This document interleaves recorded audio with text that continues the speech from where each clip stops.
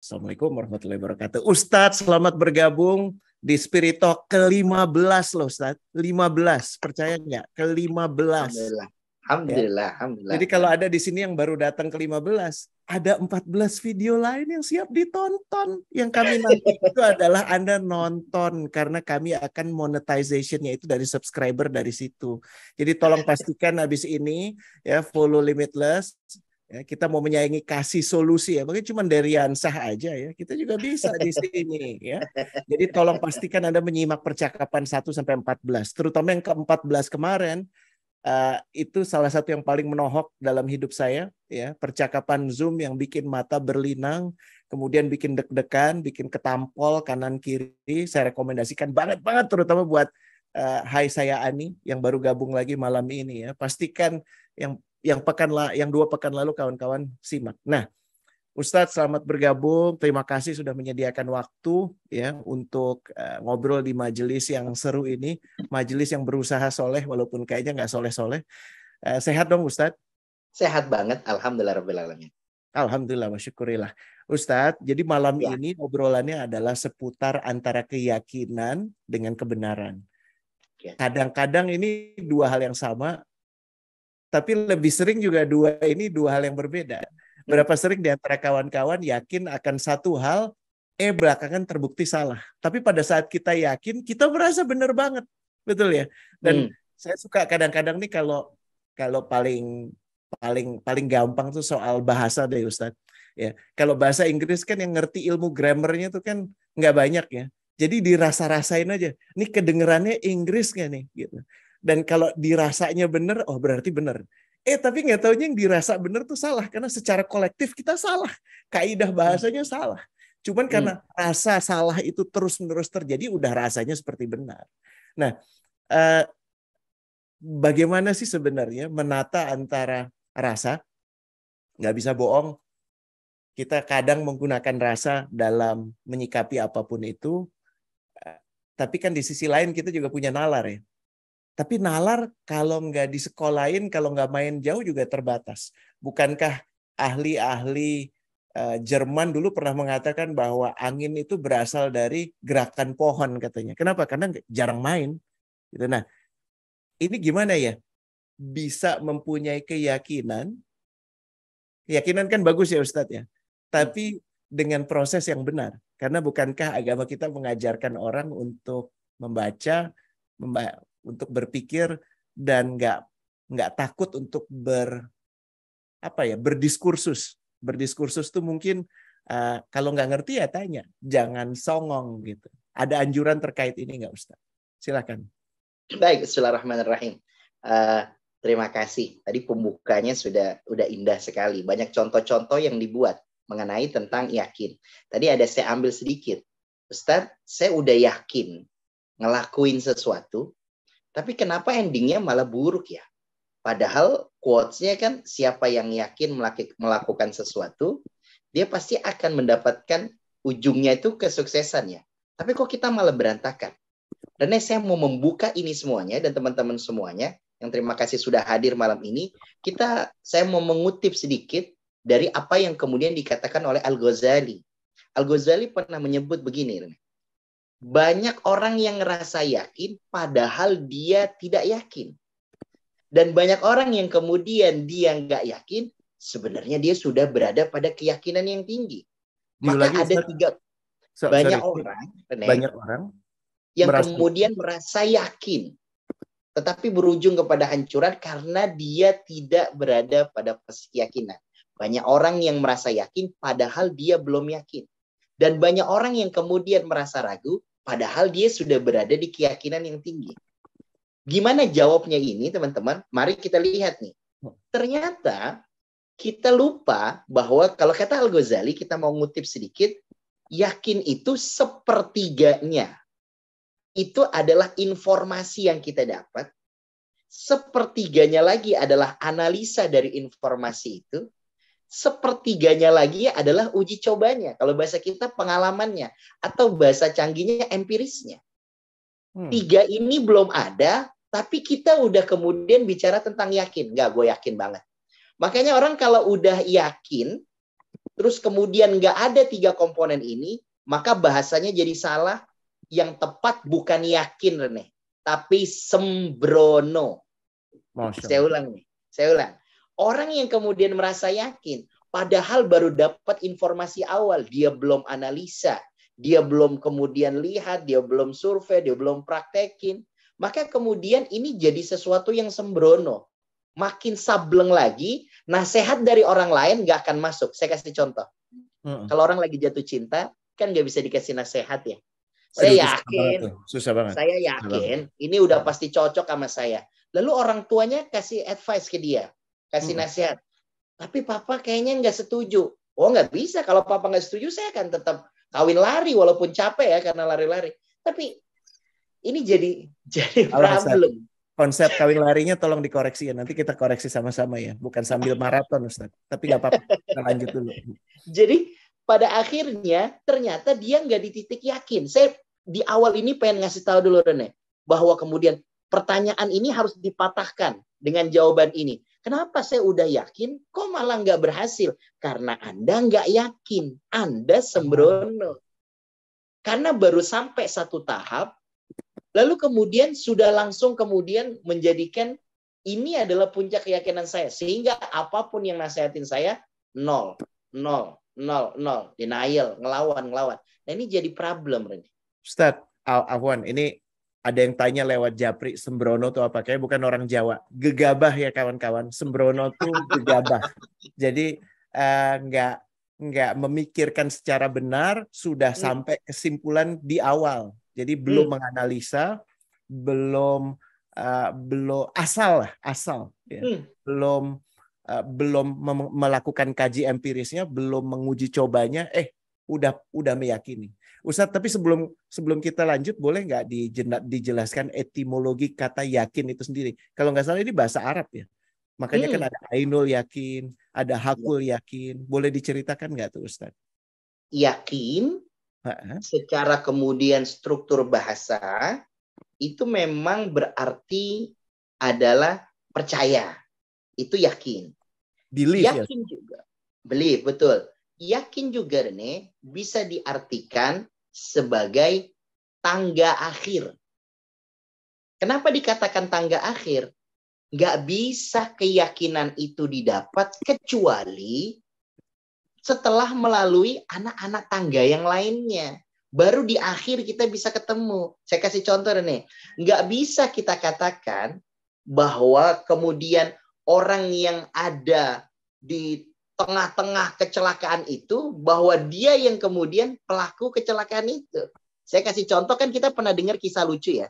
Bagaimana kemudian ada kecelakaan, lalu kemudian orang udah rame, lalu kemudian dia bingung gimana cara untuk dapat informasi itu, lalu kemudian orang wartawan itu masuk, dia bilang, saya ayahnya yang kecelakaan, saya yang kecelakaan. Ternyata giliran sudah masuk, ternyata yang kecelakaan topeng monyet ya, Rene. Ini kan jadi lihat, berarti ayahnya monyet. Nah, belum apa-apa, berarti sudah ngebuat kesimpulan nih, Rene. Nah, maka secara etimologi percaya dan tangga akhir harus kita satuin nih, bisa jadi sesuatu. Berarti apapun yang kita dapat, jangan kemudian jadikan kesimpulan. Berarti belum sampai yakin. Anda belum yakin. Nah, kalau belum yakin, berarti tambah lagi informasinya, analisanya. Baru sampai ke tahap yakin itu, nih.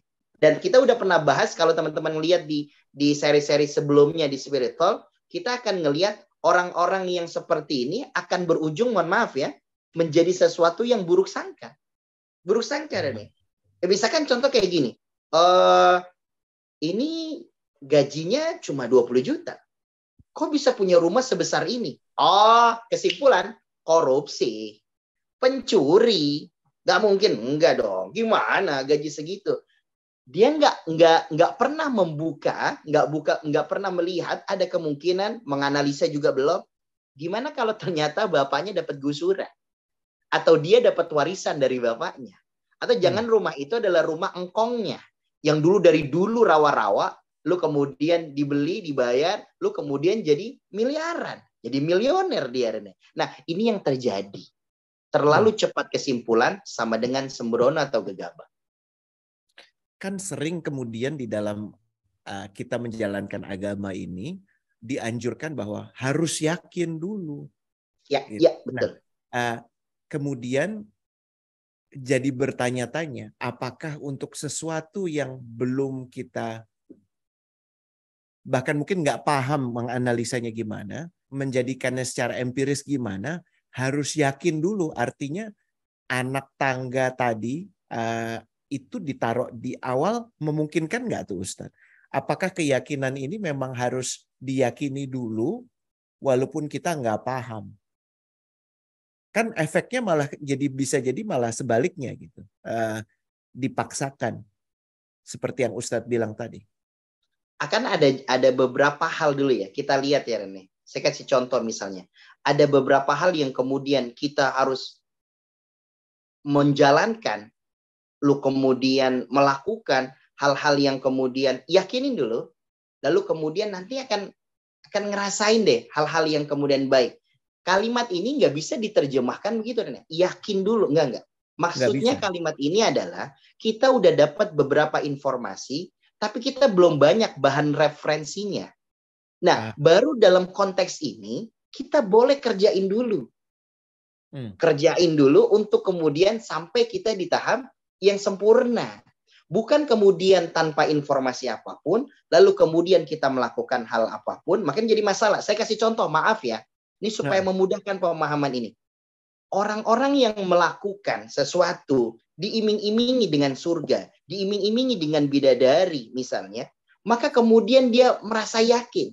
Akhirnya dia kemudian bisa ngerusak dirinya, lalu kemudian mengebom dirinya, lalu kemudian mengebom orang lain. Itu juga berdasarkan keyakinan. Tapi ada yang salah. Apa yang salahnya? Informasi yang dia dapat salah.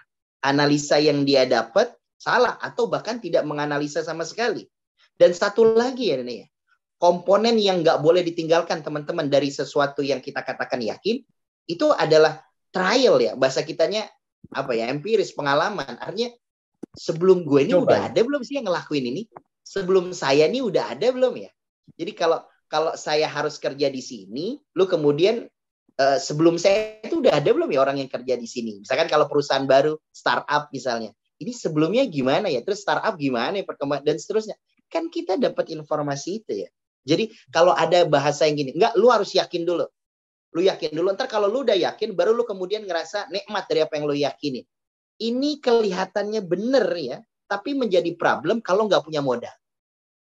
Makanya saya katakan bahasa ini, Rene, ini adalah bahasa orang yang sedang memotivasi.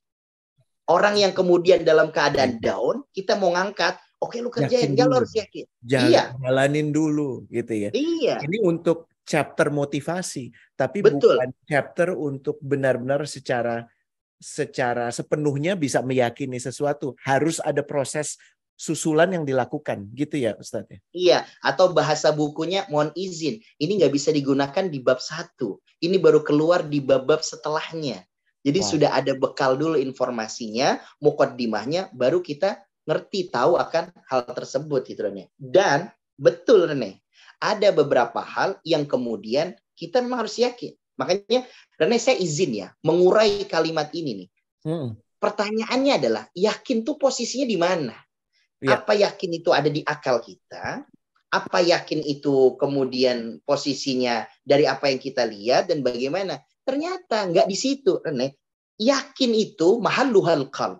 Yakin itu ternyata ada di hati. Lah, yakin kita itu yang ada di hati ini ternyata dari apa yang ada dalam hati kita nih itu melahirkan 2 anak ya. Anak yang pertama yang namanya akal. Saya ulangi teman-teman. Dari hati kita nih ngelahirin namanya 1 anak. Anak kita nih akal. Kalau anak ini kita didik, kita besarkan, lu kemudian besar, maka akal kita nih jadi intelektual yang bagus ya. Informasi analisisnya yang bagus. Tapi jangan lupa ada anak yang kedua. Anak kedua itu namanya rasa kan. Rasa. Yang betul. Kalau kita didik benar nih rasa, maka menjadi spiritual dah. Berarti ada intelektual, ada spiritual kan? Problemnya kita nggak punya ini. Problemnya kita nggak punya ini. Saya gampangnya gini deh. Kalau hati kita bilang gini, ya. Kalau kita bilang gini, hati kita bilang gini, lapar deh gue deh. Oke, lapar. Lalu kemudian kita mau makan apa ya? Maka akal kita, anak kita yang pertama nih bakalan cari apa ya yang kemudian apa yang bisa bikin kenyang segala macam. Dikasih nih sama akal. Ada nasi, ada sate, ada segala macamnya. Oke, ini seru nih. Sate taichan pedes banget. Habis itu kita punya anak yang kedua yang ngingetin. Spiritual. Oke, kalau lu makan pedas, perut lu nggak cocok, Rene. Oh, terserah. Kalau lu mau makan juga, lu akan sakit perut segala macam. Nah, spiritual ngasih pertimbangan untuk itu. Tapi siapa yang memutuskan? Hati. Hati kita. Ketika kemudian spiritual dikalahkan oleh intelektual, maka yang terjadi adalah penyakit. Atau dibalik, ketika spiritual lebih kuat, tapi intelektual tidak ada, maka yang terjadi adalah fanatik yang berlebihan. Nah ini gambarannya. Mudah-mudahan ini bisa ngebantu struktur kita bahwa oh yakin tuh di situ posisinya gitu. Jadi spiritual tanpa tanpa intelektual jadi fanatik ya Ustadz? Jadi fanatik yang buruk ya, fanatik yang negatif ya. Iya. Jadi sebenarnya tidak ada yang salah dari argumen Ustadz yang disampaikan tadi. Tidak ada yang salah dengan rasa selama rasa itu berasal dari orang tua yang dikembangkan dengan baik. Orang tua yang sudah menjalani prosesnya. Hatinya sudah terdidik, rasanya pun benar. Tapi kalau hatinya belum terdidik, 99,9% rasanya salah gitu. Gitu ya, maka teman-teman harus ikut series tentang menata hati. Iya. Bagaimana kemudian asupan hati gimana? Lu hati kita berarti masih PR. Kalau masih seneng ngelihat orang lain susah ngelihat orang lain seneng. Oh itu PR banget. It's problem banget. Karena dari ini muncul intelektual yang bakalan muncul adalah wah nggak bisa, gue harus lebih ini. Oh mungkin hasilnya jadi maling atau bahasa ininya koruptor. Atau kemudian kalau munculnya dalam spiritual atau dalam rasa, yang terjadi apa? Yang terjadi adalah hal-hal yang yang seperti ramai kayak sekarang nih Rene. Ada perdukunan, ada hal-hal yang ini yang kemudian jadi jual beli ayat dan segala macamnya. Ini jadi masalah. Makanya hati kita beresin dulu sebagaimana kemudian kita udah sampaikan di belakang. Kalau hati ini adalah ibarat teko, apa ya? Teko. Kalau betul.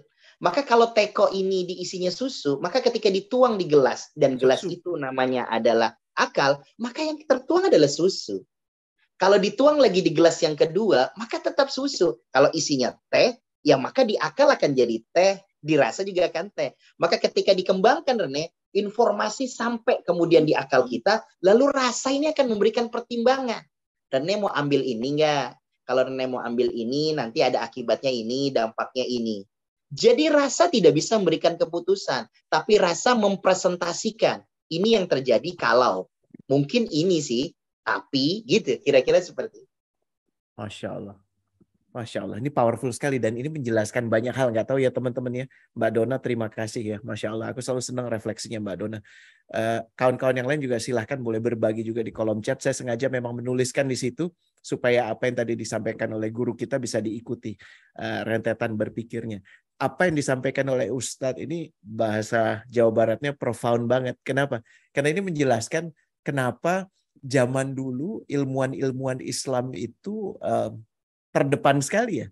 Karena mereka itu mengisi spiritual heart-nya dulu, lalu kemudian menguji kalam ilahi. Baik itu ngelihat perbintangan, ngelihat tumbuh-tumbuhan, ngelihat binatang, ngelihat semuanya. Mereka tidak merasa ada pertentangan antara akal, antara sains dengan kolbu. Karena akal itu sendiri berasal dari kolbu yang sehat. Gitu ya Ustadz ya, kurang lebih ya. Sementara kita sekarang senang sekali tanpa sadar memisahkan itu. Bahwa kalau domainnya sains, obrolan sains, penuhnya ini sains. Tapi tidak berasal dari kolbu yang baik gitu. Gitu ya Ustadz ya, kurang lebih ya. Atau kolbunya nggak terjaga. Betul. Kalau kita sepakat dengan struktur ini dan memang ini sudah dikuatkan dalam kitab suci kita, dikuatkan oleh yang maha mencipta kita, maka kita akan muncul satu pemahaman yang clear. Dan ini harus kita sepakati. Nggak boleh ada buah yang seperti ini. Ada buah yang dikatakan ini ilmu dunia, ini ilmu ukhrawi, ini ilmu dunia, ini ilmu akhirat. Ini merusak sekali. Lu sekolah di mana, Rene? Gue jurusan ekonomi bisnis. Dunia banget hidup lu. Emang lu jurusan apa? Muamalah. Nah ini balu. Ukhrawi. Apaan sih bedanya ekonomi bisa sama muamalah? Ini kan cuma beda istilah. So. Iya. Ini jadi problem. Dipisah. Kita melihat itu sebagai sesuatu yang disconnect. Padahal peruntukannya tidak disconnect. Semuanya menyatu karena bersumbernya dari hati itu sendiri. Bukankah ilmu semua dari Allah gitu ya Ustadz? Iya. Lu sibuk apa sih? Ya gue sibuk kerja. So. Apalagi nih? Lembur. Gila lu duniawi banget dia bilang. Hah? Ini cari nafkah, Pak. Ini cari nafkah. Ketika lu dipisahin dengan antara duniawi dengan ukhrawi, lalu kemudian ada orang yang kemudian dipecat gara-gara sholat di awal waktu sama bosnya. Lalu kemudian dia bilang, oh, gue apa terlalu ukhrawi ya? Apa nggak ada duniawinya? Nah ini jadi masalah. Jadi yang mau disampaikan adalah kalau ini sampai di tahap ini, maka buah yang mau kita dapat nih dari yang kita bicarakan dan kita bincangkan ini bahwa nggak boleh ada kesimpulan yang mengatakan ini ilmu duniawi, ini ilmu ukhrawi, ini ilmu dunia Pak Ustadz, harus kita tinggalkan. Ini ilmu akhirat yang kita kejar. Ini rusak. Ini maaf ya Rene, saya harus katakan, nggak tahu nih kata-katanya nggak sopan, tapi saya mohon maaf. Kesotoyan saya mengatakan bahwa ini yang bikin kemudian cara berpikir kita jadi mundur. Kenapa dulu kemudian para pemuka-pemuka, para dai-dai, para ulama-ulama, mereka bisa serentak gitu loh. Ya hadisnya cakep, sorofnya cakep, ya kedokteran juga oke. Artinya kita nggak merasa, mohon maaf ya, nggak merasa kemudian aneh, nggak ngerasa geli, apalagi jijik. Kalau mendengar ada istilah, jurusan apa Sob? Matematika. Jurusan apa Sob? Bisnis pertanian. Duniawi. Lu gimana mau dapat ridhonya Allah? Pantas hati lu keras. Orang lu terusannya dunia. Ini apa sih kalimat justru kalau itu keluar dari kita yang harus dicek, jangan-jangan kolbu kita ya, yang pendidikannya nggak benar, sehingga sampai pada kesimpulan yang absurd, yang salah terlebih dalam ngejudge orang. Kita udah taruh yang namanya judgment itu di depan. Karena Ani sibuk di asuransi, ya artinya dia dunia banget gitu, misalnya gitu ya, tanpa kemudian memberikan argumen-argumen yang lembut. Ternyata memang ini juga bagian dari ibadahnya dia gitu ya, Masya Allah. Wow. Sama problemnya Rene, ketika kita berhasil membedakan, dan ini salah ya, 100% saya mengatakan salah, berhasil kita membedakan ini ilmu dunia, ilmu akhirat. Artinya spiritual kita yang ini buah daripada anak kedua rasa kita ini, lu kemudian dimunculkan, dikuatkan, maka bahasa yang muncul di kita adalah sesuatu yang nggak nyampe di logika kita dan nggak bisa diverifikasi. Lu kenapa kok lu jadi nggak berangkat kerjaan? Ya emang takdir gue kali, emang nggak punya kerjaan. Itu juga ngaco juga ya. Ya kan ngaco loh. Kok gitu sih? Dipecat, terus takdir saya dipecat, takdir saya dapat atasan yang buruk gitu kan, semuanya salah. Ini apa nih? Kemudian dibilang, lu kok nggak, mohon maaf Sob, lu kok kagak, ya enggak, ini kan usia lu mesti udah berkeluarga, kalau nggak usaha ikhtiar, nggak keluarga, ya kalau emang takdir gue belum nikah, ya belum nikah. Oke, kayak bener, tapi lu kayak something, ini kan selimut, lu pengen bilang lu males, ini selimut lu pengen bilang putus asa gitu kan. Saya ada cerita lucu nih, ada orang yang ada ketemu sama salah satu tokoh agama, dikit-dikit takdir. Ya, semua orang pada pergi ke sawahnya, lu ditanya, anak muda, kenapa nggak ke sawah? Ya udah takdir, emang saya suruh di sini, ini kan semuanya udah ketentuannya. Oke, besok ketemu lagi, kemudian kenapa kok kemudian nggak ikut kumpul bareng tadi malam kita? Lu dibilang apa? Ya sudah takdir, kalau emang Tuhan menghendaki takdir saya seperti ini. Akhirnya di hari ketiga dia datang, lalu kemudian digampar, gelepak dia. Ketika digampar, lu kemudian orang itu nanya, guru kenapa saya digampar? Terus apa jawaban dia? Itu udah takdir. Coba lihat. Jadi kan kacau coba. Aduh, artinya dia butuh digampar untuk ngerti. Ini bukan tentang takdir, tapi ini tentang lu yang putus asa, tapi di cover takdir. Ini problem hati kita, problem menghasilkan anak-anak kita, maaf, anak-anak kita yang nggak sempurna pendidikannya, sehingga kemudian menjadi anak-anak yang yang kayak begini, jadi problem. Dan dia akan berkembang terus menjadi dewasa, dan ketika dewasa dia akan mengajarkan lagi kepada anak-anaknya kayak gitu. Akhirnya banyaklah anak-anak yang kemudian mengatakan, ini dunia, ini akhirat, ini dunia akhirat, ke pasar. Astagfirullah, kok ke pasar sih? Astagfirullah, ke mall. Mall ini tempat apa? Ini apa sih? Dia bilang, orang ke pasar nggak boleh itu gimana? Lah terus yang dagang itu bagaimana? Kan gitu. Masya Allah. Aduh, nggak tahu ya kawan-kawan ya. Ini gampar, tapi sebenarnya ngajak kita untuk jadi sangat lembut. Untuk nggak mudah ngejudge orang, untuk nggak. Kalau yang argumen 2 pekan lalu yang Ustadz sampaikan ya, gimana bisa dibersihin kalau nggak ngerasa kotor. Nah PR banget. ini emang, aduh, kita yang baru mulai belajar agama kadang-kadang terjebak di dalam pemikiran, aduh aku tinggalkan semua dunia ya, aku ingin hanya belajar Arab dan ya Allah akan mencukupi kebutuhan keluargaku gitu. Nah ini yang terus tanya ke Ustadz. Terus jawabannya Ustadz kayaknya matanya mau keluar gitu. Gimana? Gitu. Bagaimana Pak? Bagaimana Rene? Gitu. Nah ini salah satu momen-momen tampolan-tampolan sih ya, bahwa ternyata banyak cara untuk mendekatkan kita ke Allah. Ustadz sekarang kembali ke yang lebih esensi ya. Kawan-kawan silahkan kalau ada pertanyaan ya, ada pengakuan, ada mau berbagi, boleh tulis di kolom chat. Tapi lagi-lagi hati ya.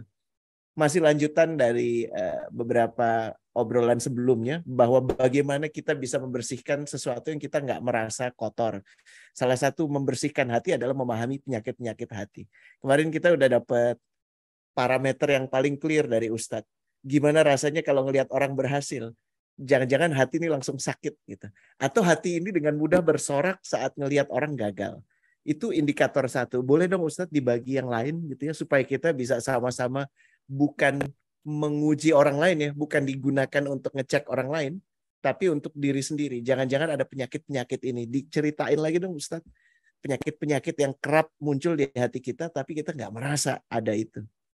Ada bagian yang kedua Rene, yang kemudian menjadi problem banget, yang bikin lantai ini kotor banget, yang bikin kemudian kita udah kita berusaha sapu, kita udah berusaha pel, ternyata ini jadi problem, malah makin kotor. Kenapa bisa makin kotor? Karena yang kita pel ini kita gunakan alat pembersihnya juga yang kotor, maka akan semakin kotor. Apa ini perkaranya? Ini perkara tentang bagaimana yang dilihat hanya nikmatnya orang lain. Dia tidak bisa melihat nikmatnya.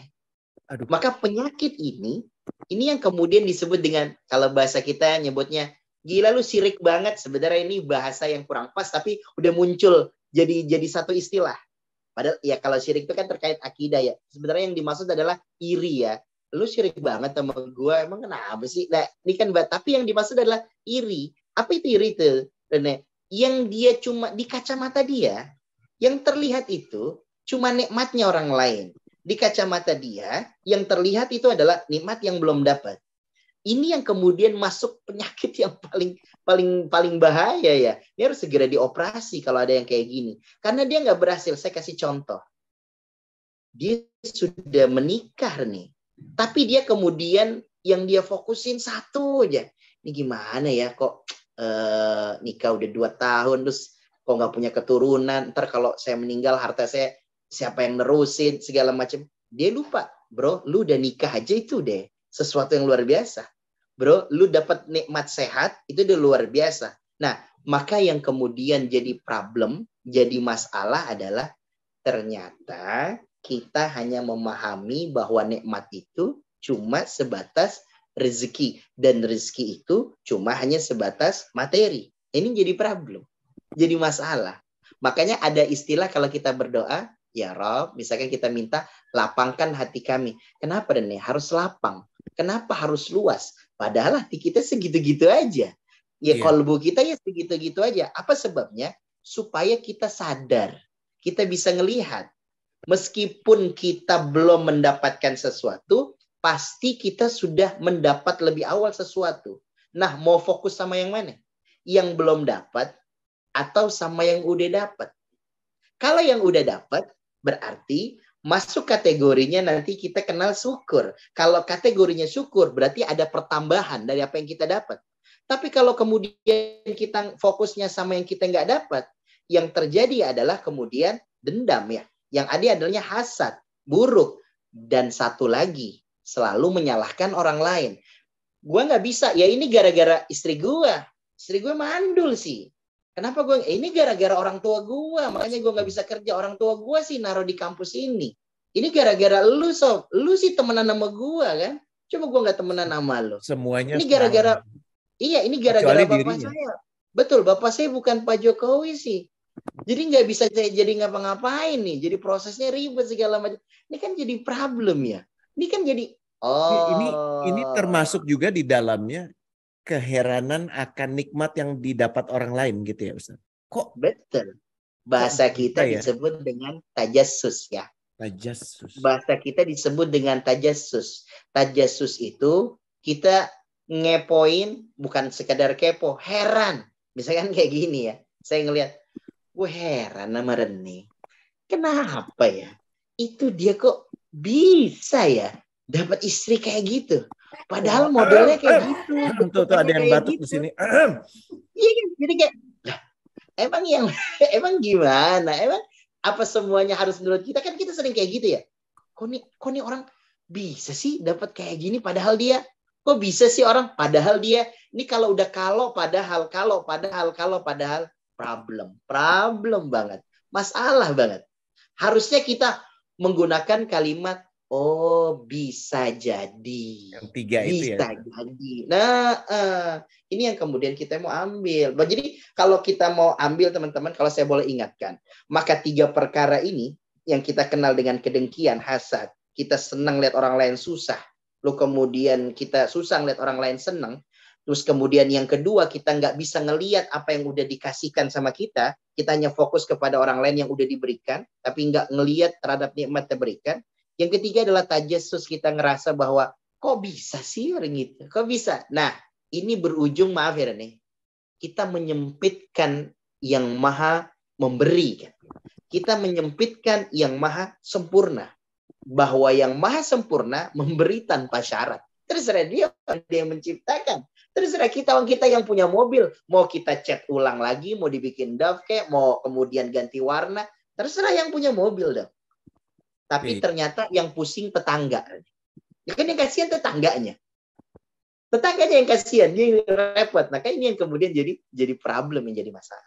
Ini Ustadz tanya sedikit ya, ini Kak Ani nanya sesuatu yang ini menarik sekali. Dia bertanya, bagaimana kalau saya melihat orang lain berprestasi jadi sedih? Bukan karena iri, saya duga. Karena penjelasannya adalah, kok gue nggak bisa?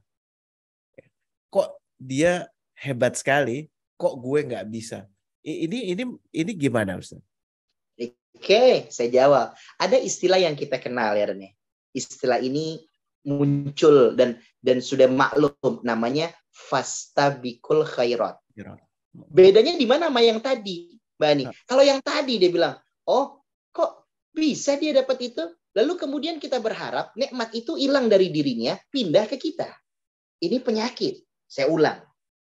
Kita berharap itu kok bisa nih orang kaya, maunya dia yang kaya, dia itu miskin, lalu kemudian gue yang kaya. Kok bisa nih orang kayak gini dapat istri cakep banget, cantik banget, maunya gue yang dapat yang cantik, lu dapat yang jelek. Ini problem. Penyakit nih, kotor nih, dia bilang. Nah, kalau yang tadi gimana, Ustaz? Lah, kalau yang tadi, kok dia bisa kayak gitu? Gue juga harus bisa kayak gitu. Jadi dia nggak kepengen nikmat yang ada sama orang lain nggak hilang.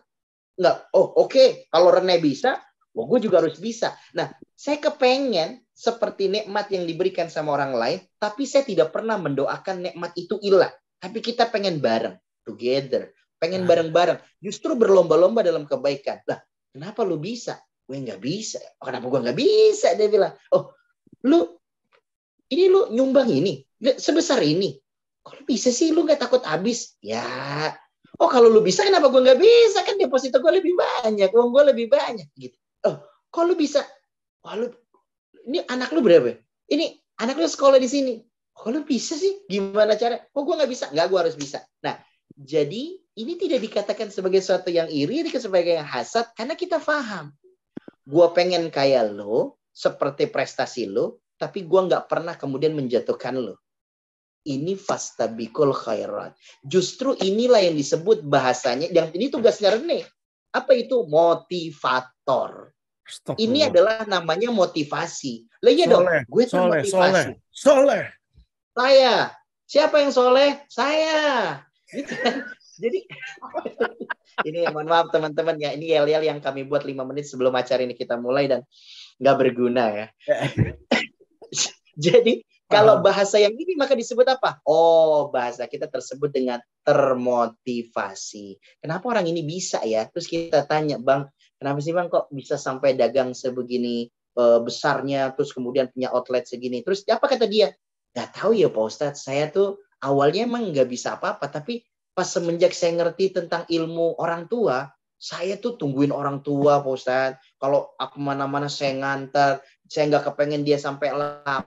Bahkan saya nggak nanya dia mau makan apa. Saya selalu sediain beberapa makanan. Nah, semenjak itu dia berubah. Oh, gue tahu kuncinya. Oh, kalau gitu gue juga ambil ilmunya. Tapi saya nggak pernah berharap kalau dia bangkrut. Ini namanya motivasi. Menarik sekali. Semoga terjawab ya, Kak Ani. Ya, you should be thankful karena ini justru sesuatu yang sangat baik ya. Kita terpacu akan prestasi orang lain. Ya, dan apa yang dicapai oleh orang lain, Masya Allah. Ustadz ini menarik ya, Intan, tapi bukan yang di samping saya ini. Intan tamu malam ini. Halo Intan, bagaimana kalau kemudian saya justru merasa tertekan akan irinya orang gitu. Jadi kalau diilustrasikan dia diirikan oleh orang lain, orang itu kemudian menyampaikan keiriannya sehingga dia merasa tertekan. Oh kok gue ini lucu juga sih ya, gue sukses banget gitu ya. Mungkin gitu ya Intan ya. Dan bahwa saat ini adalah saya dapat nikmat yang Allah beri, butuh waktu bagi saya sampai akhirnya bisa memproses hal itu dengan baik ketika tidak ada yang turut berbahagia atas prestasi saya.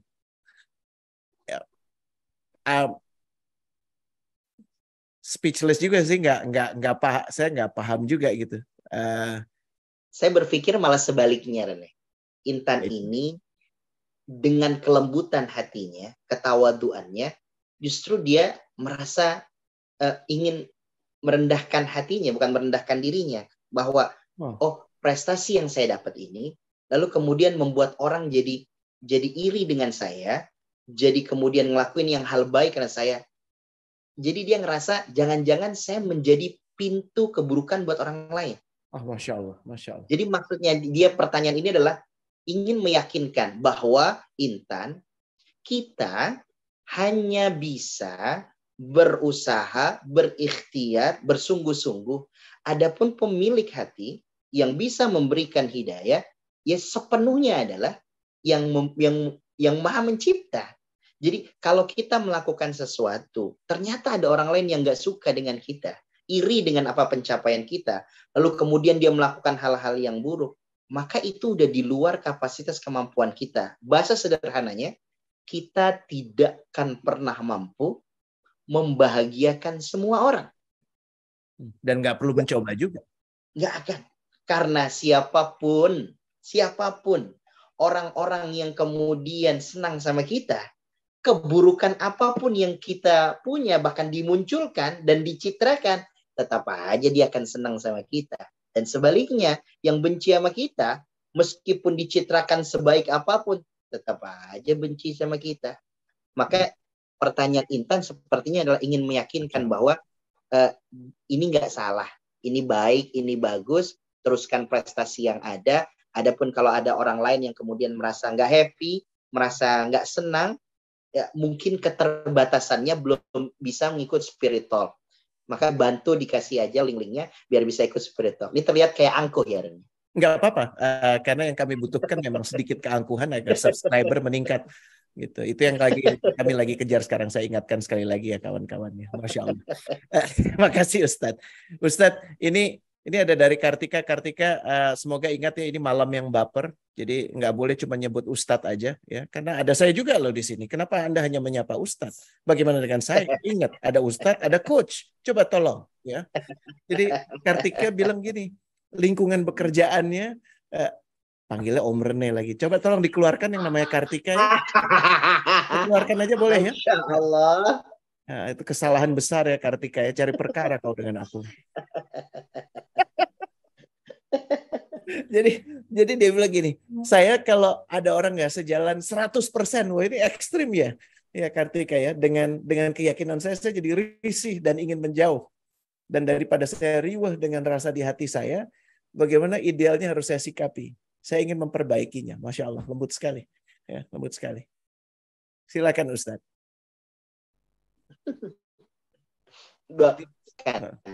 Mana antara kemudian kita menjauh dengan kita menghindar. Itu dua hal berbeda, Rene. Kalau kita menjauh, berarti kita nggak mau dekat sama dia, dan kesempatan apapun, kita nggak akan mau bareng sama dia. Tapi kalau menghindar, itu karena ada momennya, karena ada sesuatunya. Saya kasih contoh. Kalau kita naik motor, lalu kemudian kita melihat ada jalanan yang bolong, maka kita akan katakan, gua hindari nih jalanan. Tapi kita tetap di jalanan itu. Tapi kalau saya katakan, gua nggak mau pilih jalan itu, kenapa? Ya jalanannya bolong-bolong. Berarti dia nggak bakalan lewat situ. Kebencian kita sama seseorang menjadi salah kalau yang kita benci adalah personalnya. Itu salah. Apa sebabnya? Harusnya yang kita benci itu adalah sifatnya. Gue nggak demen sama ini, gue hindari dulu sifat dia karena dia suka ngomongin hal-hal yang buruk. Kalau memang yang kita benci adalah sifatnya, ketika dia sudah nggak membicarakan hal yang buruk, kalau yang lagi diomongin tentang olahraga, harusnya kita mau duduk badan. Tapi karena memang yang kita benci adalah personalnya, apapun yang diucapin jadi salah, jadi problem. Bahkan kita dia tidak diajarkan untuk membenci personalnya. Iya, betul. Kalau yang kita benci adalah personalnya, yang kita benci sosoknya, berarti kita juga ingin mengatakan, berarti ada yang salah dengan yang menciptakan. Berarti yang menciptakan ini nggak sempurna nih. Tapi yang mau kita benci itu adalah sifatnya, pekerjaannya. Dia pencuri. Oke, dia pencuri. Makanya gue menghindar supaya kemudian punya gue nggak dicuri sama dia. Tapi ketika kemudian dia hilang sifat itu, ketemu, biasa aja tegur sapa, oke, aman. Nah, menjauh, membenci dengan menghindar, dua hal yang berbeda. Maka apa yang kita benci sifatnya, keburukannya, bukan personalnya. Kalau personalnya berarti udah dengar namanya kita udah nggak mau. Dan mohon maaf, kalau memang itu yang terjadi, jangan-jangan problemnya ada di kita, bukan di dia. Saya pernah mendengar Rene, salah satu coaching ya, motivasi, itu banyak kemudian kita menganggap orang lain yang salah, ternyata masalahnya ada di kita. Iya, kita nggak sadar itu seringkali. Nah, kira-kira gitu. Dan saya dengarnya di Aceh. Iya ya, aduh menyenangkan sekali ya. Tapi baru balik loh dari Aceh, asik ya, asik ya. Ya deh. Di hamba Allah yang satu, ayo. Gitu. Oke. Semoga menjawab ya Kartika ya. Konsepnya katanya Ustadz, bukan personalnya. Iya, kembali kepada apa yang sudah Ustadz jawab, berarti dihindari saja, tapi jangan dijauhi, jangan membuat kita antipati pada orangnya ya. Semoga ini bisa dipahami. Ustadz, jelas dia nambah lagi nih. Jelas dilarang, MUI tidak memberikan izin. Bagaimana tuh? Ada hal yang khusus dengan MUI ini, Kartika. Iya. Dan memang kan pakemnya emang kita harus patuhi ya. Masya Allah. Ustadz, ini udah 12 menit menuju akhir obrolan kita. Boleh dong dikasih kayak semacam saya nggak mau menyebut tips lah. Tapi hal praktis untuk bisa kita gunakan sebagai navigasi. Jangan-jangan rasa kita ini berasal dari hati yang belum sepenuhnya bersih, yang belum terdidik, gitu. Sehingga tidak tepat kalau saya mengikuti rasa yang ini. Namun jangan-jangan akal yang ini, pemikiran yang ini benar karena sudah berasal dari satu proses pikir yang benar, sudah dianalisa, apalagi kemudian sudah ada empirisnya gitu. Ada nggak apa ya bahasanya litmus testnya gitu, uji dirinya gitu, self diagnostiknya yang bisa saya lakukan kepada saya sendiri kalau saya merasakan hal-hal tertentu. Biasanya yang ekstrim ya kawan-kawan ya, lagi senang banget sama orang atau lagi nggak suka banget sama orang atau cocok banget sama satu hal atau nggak cocok banget sama hal lain. Itu kan kadang-kadang yang paling berbahaya kalau kita udah sampai ke ekstrim itu. Gitu. Gimana ya Ustaz? Saya pengen kasih satu contoh sosok ya Rene. Kalau teman-teman buka bagaimana kisahnya Khalid bin Walid, itu orang yang paling yakin untuk kemudian memusuhi, orang yang paling membenci sekali. Tetapi kemudian ternyata berbalik menjadi orang yang paling mencintai. Berubah kemudian balik menjadi sesuatu yang kemudian hebat. Tapi ingat, waktu dia membenci, dia tetap menjadi panglima. Tapi ketika dia berubah menjadi sesuatu yang dia cintai, dia tetap panglima. Saya ingin menyampaikan apa Rene? Berubah menjadi lebih baik bukan tentang mengubah gimana profesinya. Bukan tentang mengubah kemudian bagaimana siapanya. Saya dulu pebisnis, lalu kemudian ketika hijrah, lalu kemudian berubah nggak keluar-keluar dari masjid. Jadi miskin, susah. Oh, ini problem teman-teman. Justru teman-teman, saya ingin katakan ya, ketika kita ingin berubah, maka buat diri kita yang harus diingatkan remnya adalah dua. Dimanapun posisinya, kapanpun kita, ketika kemudian kita ingin berkembang, ngerapain sesuatunya, dua hal yang harus kemudian kita pegang. Ketika kita sudah tahu, dapat berkembang, lalu hati kita kemudian ngerasa tenang, ngerasa nyaman, yang perlu difikirkan tentang bagaimana kebermanfaatan. Yang kedua adalah kemapanan. Kebermanfaatan yang kita punya, kita kasihkan kepada orang lain. Kemapanan, justru ketiadaan bergantungnya kita kepada kekuatannya orang lain. Karena kita sudah mapan. Maka teman-teman semuanya, ini yang mau saya sampaikan, yang kemudian kita mau pegang.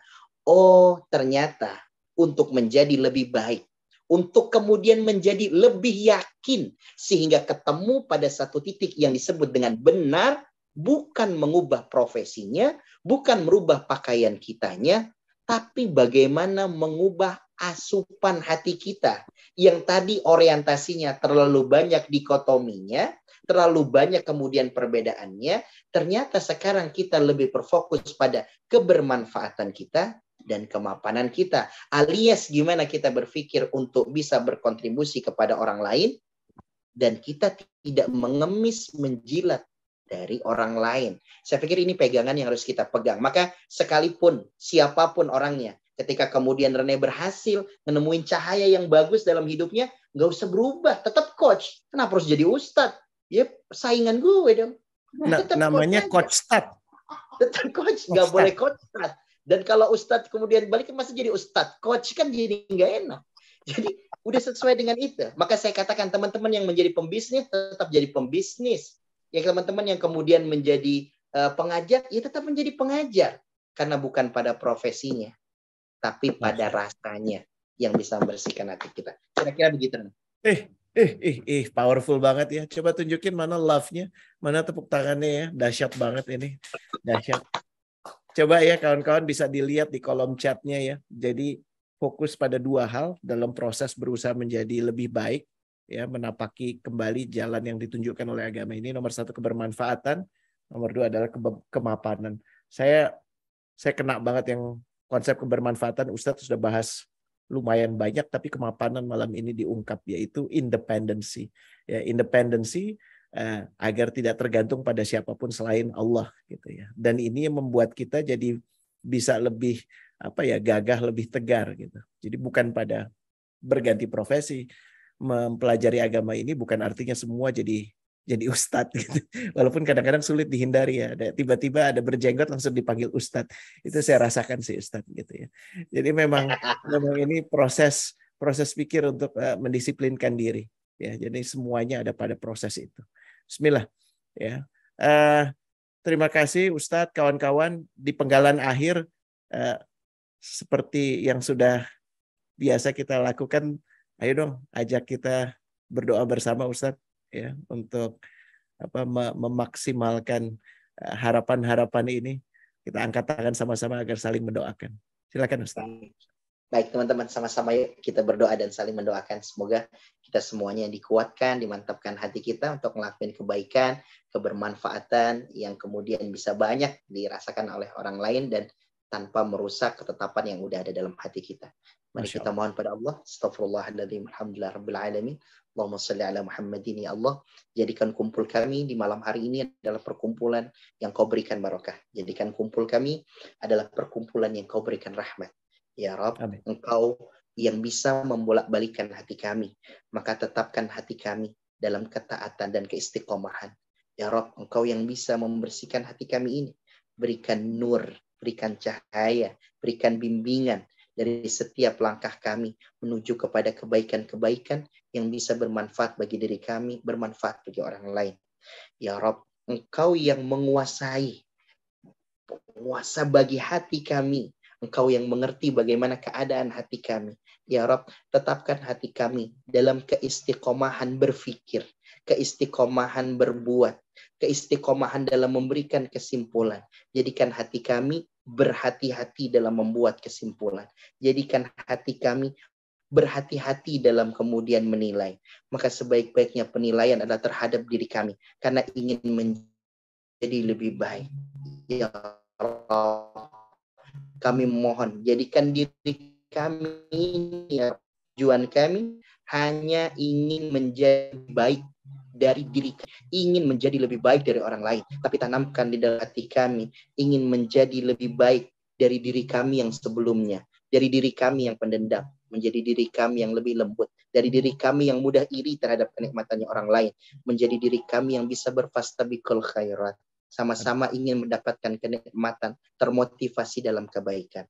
Ya Rabb, kami berkumpul karena ilmu. Jadikan kumpul ini adalah perkumpulan yang membawa kami menjadi yakin terhadap jalan dan ridha-Mu. Sebagaimana kau kumpulkan karena ilmu, maka kumpulkan kembali kami di hadapan-Mu pun karena ilmu-Mu. Rabbana atina fid dunya hasanah wa fil akhirati hasanah wa qina adzabannar walhamdulillahirabbil alamin. Alhamdulillah wa syukurillah. Terima kasih Ustadz sudah meluangkan waktunya malam ini. Iya ya, Kak Ani nggak kerasa cepat sekali ya emang kalau sama Ustadz rasanya seperti ini. Insya Allah kita akan segera bertemu lagi. Oh ya, sekedar informasi, kami sedang menggodok konsep safar bareng. Jadi kayaknya namanya spirit trip. Ya, kita akan jalan bareng. Insya Allah kita akan ke Baitullah ya akhir tahun ini atau awal tahun depan. Kalau ada yang tertarik, boleh colek-colek ya. Insya Allah kita coba bikinkan paketnya kecil saja. Mungkin cukup 1 bis bersama Ustadz Ahmad dan saya dan kawan-kawan yang berminat. Nanti insya Allah kita akan sampaikan kabar dan informasinya. Bismillahirrahmanirrahim. Kawan-kawan mohon doanya juga. Insya Allah kita bisa dipertemukan dalam waktu singkat, dalam waktu dekat. Dan buat kawan-kawan seperti Kak Ani dan Kak Dona, nunggu kabar dari Reni. Insya Allah kita akan jumpa lagi buat kelas coaching ya. Terima kasih. Wassalamualaikum warahmatullahi wabarakatuh.